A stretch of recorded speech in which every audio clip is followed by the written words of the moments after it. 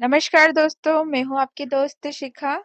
हमारे आज के इस सेशन में हम एमपीपीएससी प्रीलिम्स के न्यू सिलेबस के यूनिट 2 के second last topic Madhya Pradesh में विश्व धरोहर स्थल world heritage sites in Madhya Pradesh को डिस्कस करेंगे। तो शुरू करते हैं। विश्व धरोहर स्थल को ही विश्व विरासत स्थल भी कहा जाता है। ये कुछ विशेष स्थान होते हैं जो कि कुछ विशेषताएं प्राकृतिक या सांस्कृतिक आधार पर रखते हैं और इनका चयन एक समिति द्वारा किया जाता है, विश्व विरासत स्थल समिति द्वारा। भारत में कुल 42 विश्व धरोहर स्थल है। अब हम मध्य प्रदेश की बात करें, क्योंकि यूनिट मध्य प्रदेश की है, तो मध्य प्रदेश के 3 स्थल पहले से ही यूनेस्को की विश्व धरोहर स्थलों में शामिल है। खजुराहो को 1986 में, सांची के स्तूपों को 1990 में, भीमबेटका के रॉक शेल्टर को 2003 में शामिल कर लिया गया है। अब हम हाल ही की बात करें तो हाल ही में 2024 में मध्य प्रदेश के 6 और नए स्थलों को विश्व धरोहर स्थलों की अस्थायी सूची में जगह मिली। अभी ये अस्थायी है, स्थायी नहीं है दोस्तों। इनमें शामिल स्थान है ग्वालियर का किला, धमनार का ऐतिहासिक समूह, भोजेश्वर महादेव मंदिर, चंबल घाटी के रॉक कला स्थल, खूनी भंडारा बुरहानपुर में, रामनगर मंडला के गौंड स्मारक। ये करंट अफेयर की दृष्टि से भी इम्पोर्टेंट है दोस्तों, ये 6। अब हम एक एक करके डिस्कस कर लेते हैं। खजुराहो छतरपुर में स्थित है। चंदेल शासकों की अमूल्य धरोहर खजुराहो की नींव राजा चंद्र वर्मा ने रखी थी दोस्तों। इसकी नींव किसने रखी थी? राजा चंद्र वर्मा ने। 1986 में यूनेस्को की विश्व धरोहर सूची में शामिल किया गया।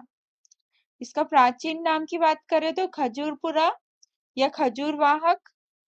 यहाँ हिंदू एवं जैन मंदिर स्थित है। खजुराहो के मंदिर का निर्माण 950 ईस्वी से लेकर 1050 ईस्वी के बीच किया गया। यहाँ पर मंदिरों की संख्या पहले 85 थी, परंतु वर्तमान में 22 मंदिर बचे हैं। अलग अलग शासकों के टाइम पे ये तोड़ दिए गए या टूट गए, क्षतिग्रस्त हो गए, इसलिए वर्तमान में कितने बचे हैं? 22। यशोवर्मन ने कन्नौज पर आक्रमण कर प्रतिहार राजा देवपाल को हराया तथा उससे एक विष्णु प्रतिमा प्राप्त कर खजुराहो के विष्णु मंदिर में स्थापित की। विष्णु मंदिर जो खजुराहो का है, उसमें जो मूर्ति है वो यशोवर्मन ने कन्नौज पर आक्रमण कर प्रतिहार राजा देवपाल को हरा के प्राप्त की थी और विष्णु मंदिर बनाया।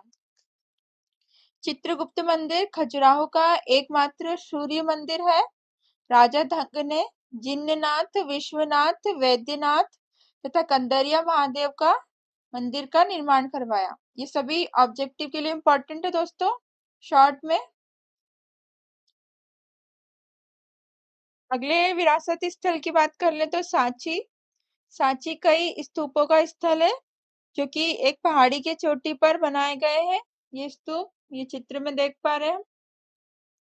सांची के स्तूप का निर्माण अशोक के द्वारा बौद्ध धर्म की दीक्षा लेने के बाद करवाया गया और इन्हें 1989 में 1989 सन याद रखना है, यूनेस्को की विश्व धरोहर सूची में सम्मिलित किया गया।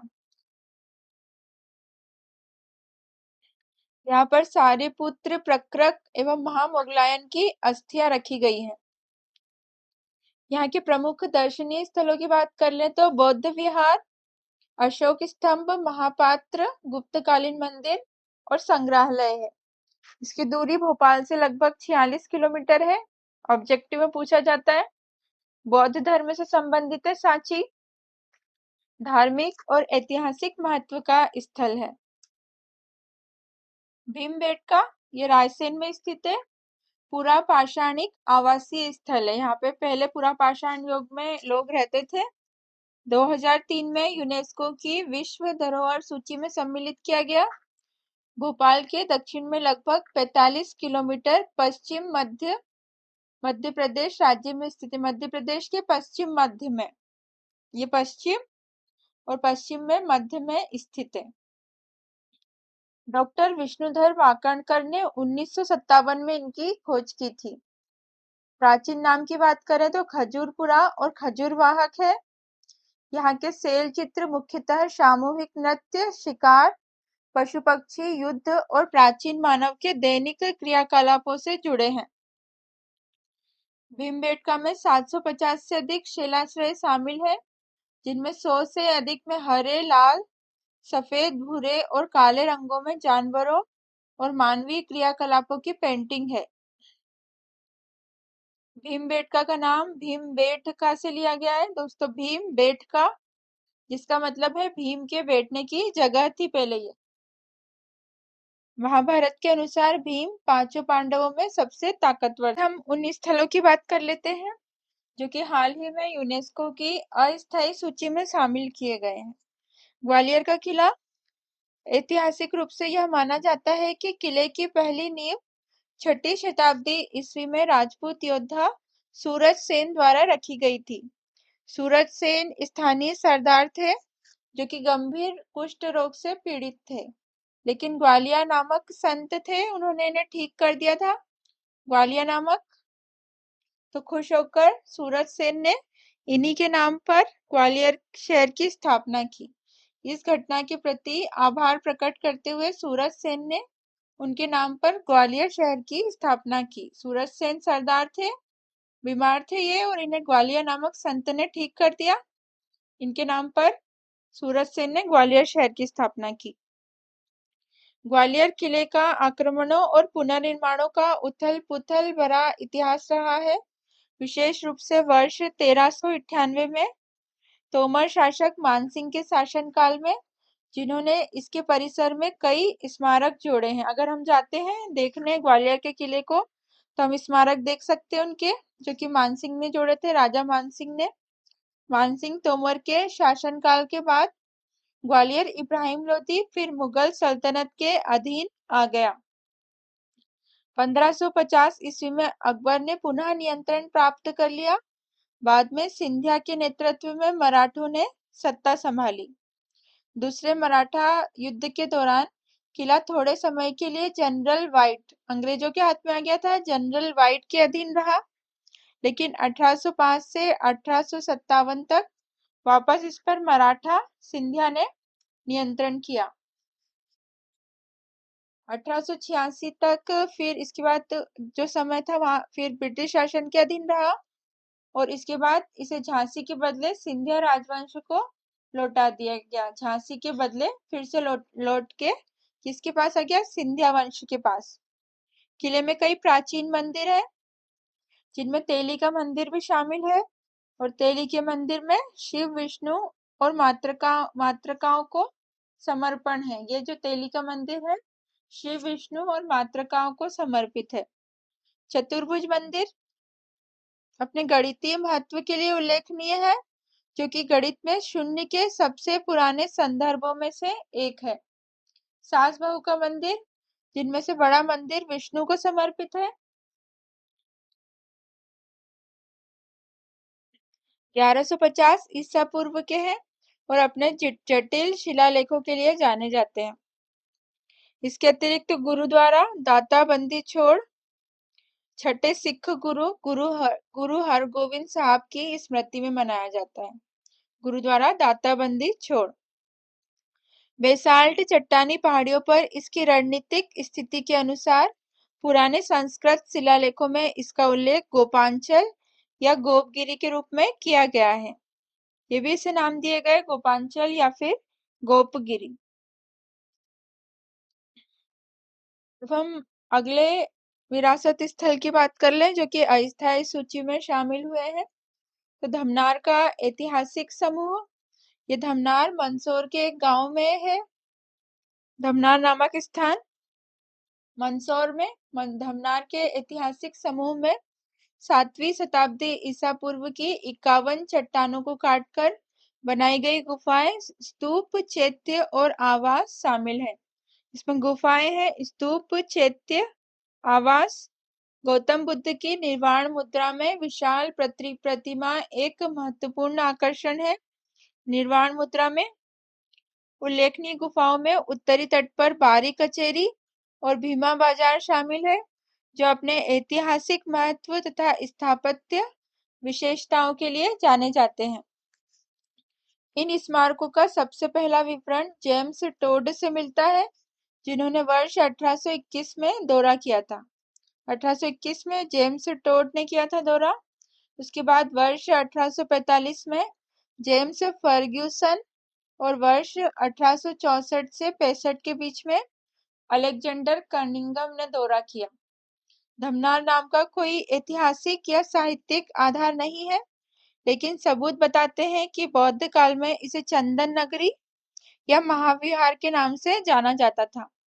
विद्वान केसी जैन ने सुझाव दिया कि धमनार शैव शब्द धर्मनाथ से आया है। धर्मनाथ शब्द से, जो कि मध्यकालीन वैष्णव मंदिर में लगे लिंग से जुड़ा है। धर्मनाथ शब्द याद रखना है दोस्तों, ये मंदसौर में स्थित है धमनार।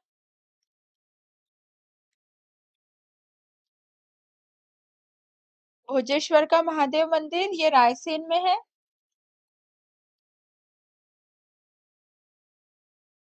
भगवान शिव को समर्पित है और इसमें एक ही पत्थर से बना विशाल लिंग है। ये दिख रहे हैं हम चित्र में, विशाल लिंग, और काफी रोचक तरीके से बना हुआ है दोस्तों। ये 11वीं शताब्दी में राजा भोज द्वारा बनवाया गया यह मंदिर अपनी भव्यता और अद्वितीय वास्तुकला के लिए प्रतिष्ठित है। राजा भोज परमार वंश के एक प्रसिद्ध शासक थे, जो अपने सम्रांगण सूत्रधार के वास्तुशिल्प ग्रंथ के लिए जाने जाते थे। मंदिर की वास्तुकला भूमिजा शैली का अनुसरण करती है। शैली याद रखना है दोस्तों, भूमिजा शैली, जो इसके विशाल शिखर और अलंकृत नक्काशी तथा मूर्तियों की विशेषता है। भूमिजा शैली में बने हैं ये। इसके अलावा मंदिर के मुख्य भाग और इसके शिखर में मंदिर वास्तुकला की द्रविड़ शैली से प्रभावित घटक है। जो भारत के हमारे मंदिर बने हैं उत्तर में नागर शैली के हैं, दक्षिण के मंदिर द्रविड़ शैली के, और मध्य के मंदिर वेसर शैली में है। तो ये जो भोजेश्वर महादेव मंदिर है, इसमें द्रविड़ शैली के भी कुछ घटक है, द्रविड़ शैली से प्रभावित हैं जो। चंबल घाटी के रॉक कला स्थल, यह विश्व के सबसे बड़े रॉक कला स्थलों की मेजबानी करता है, जो कि विभिन्न ऐतिहासिक काल और सभ्यताओं के दृश्यों को प्रदर्शित करते हैं। राजस्थान, मध्य प्रदेश तथा उत्तर प्रदेश में विस्तृत ये स्थल प्राचीन मानव जीवन एवं सांस्कृतिक विकास के बारे में जानकारी प्रदान करते हैं। बेसिन में रॉक कला में मेसोलिथिक शिकारी संग्रहकर्ताओं के साथ प्रोटो हिस्टोरिक और उसके बाद के काल के शिकार एवं संग्रह दृश्यों के चित्रण शामिल है। विंध्य, सतपुड़ा एवं कैमूर पर्वतों के पहाड़ी हिस्से, जिनकी विशेषता हरी भरी वनस्पति तथा समानांतर पर्वतमालाएं हैं, जो कि उनके विकास के लिए आदर्श है। चंबल बेसिन में प्रमुख रॉक कला स्थलों में भीमलत महादेव, चतुर्भुजनाथ नाला, गराड़िया महादेव, बुक्की माता, चट्टानेश्वर और कान्यदेय आदि शामिल है। खूनी भंडारा बुरहानपुर में, यह एक भूमिगत जल प्रबंधन प्रणाली है, जिसमें ऐतिहासिक शहर बुरहानपुर में अब्दुल रहीम खान खाना द्वारा निर्मित 8 जलकुंड शामिल हैं। कितने जलकुंड है इसमें टोटल? 8। इसे फारसी कनात दृष्टिकोण का उपयोग करके बनाया गया था और साथ ही इसे फारसी भूविज्ञानी तबकुतुल अर्ज द्वारा डिजाइन किया गया था। मुगल काल के दौरान ईरान और इराक से फारसी कनात जैसी तकनीकों को उपयोगी सार्वजनिक उपयोगिताओं के रूप में भारत में आयात किया गया था। 1900 के दशक की शुरुआत में इन भूमिगत नलिकाओं के 8 शेटों की खुदाई की गई और उनका पता लगाया गया, जिनमें से 6 आज तक बरकरार हैं। इस खनिज समृद्ध जल में लाल रंग के संकेत के कारण इसे खूनी नाम दिया गया है। इसमें लाल रंग के संकेत मिलते हैं दोस्तों, इसलिए इसे खूनी नाम दिया गया। रामनगर, मंडला के गोंड स्मारक, यह क्षेत्र पहले भारत के मध्य प्रांत के रूप में जाना जाता था और साथ ही वर्तमान में मध्य प्रदेश, छत्तीसगढ़, महाराष्ट्र राज्यों के कुछ हिस्सों को कवर करता था।